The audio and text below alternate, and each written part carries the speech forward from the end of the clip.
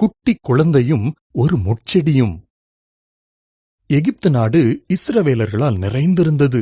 எங்கே இவர்கள் பெரும் சக்தியாகி விடுவார்களோ என்று பயந்து புதிய பார்வோன் அவர்களை அடிமைப்படுத்தி மோசமாக நடத்தினான். இஸ்ரவேலர்களின் ஆண் குழந்தைகள் எல்லோரையும் கொல்ல சொல்லி உத்தரவிட்டான். ஒரு பெண் தன் ஆண் குழந்தையை ஒரு கூடையில் வைத்து நதியின் ஓரத்தில் ஒளித்து வைத்திருந்தாள். அந்த குழந்தையின் அக்காள் அவனுக்கு காவலுக்கு இருந்தாள். பார்வோனின் மகள் அந்த நதியில் குளிக்க வந்திருந்தாள்.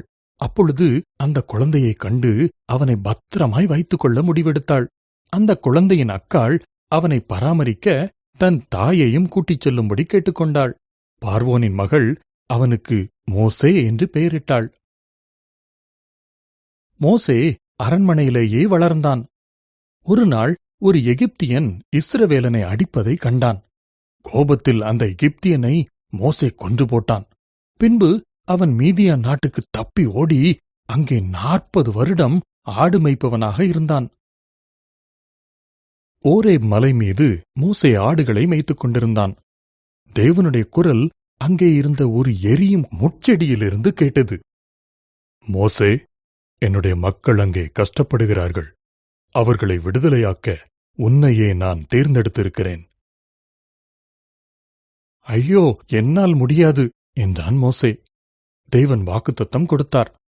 நான் உனக்கு உதவுகிறேன். உன் கையில் இருக்கும் கைத்தடியை தூக்கிப் போடு. மோசே அப்படியே செய்தான். உடனே அந்த கைத்தடி பாம்பாய் மாறினது. அவன் போய் அதை எடுத்தபோது அது மீண்டும் தடியாய் மாறினது. தேவன் சொன்னார், உன் மேல்சட்டையில் உன் கையை வை. மோசே அப்படியே செய்தான். அவன் பார்த்தபொழுது அவன் கை உறைந்த மலை போல் வெண்குஷ்டம் பிடித்திருந்தது. அவன் மீண்டும் அதையே திரும்பச் செய்தான். வெண்குஷ்டம் நீங்கியது.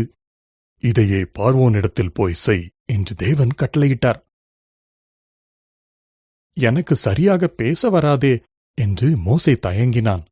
தேவன் கூறினார், நான் உனக்கு வார்த்தைகளைத் தருகிறேன். உன் சகோதரனாகிய ஆரோன் உனக்கு உதவுவான். எனவே இஸ்ரவேல் மக்களை விடுவிக்கும்படி மோசே பார்வோனிடத்திற்கு போனான்.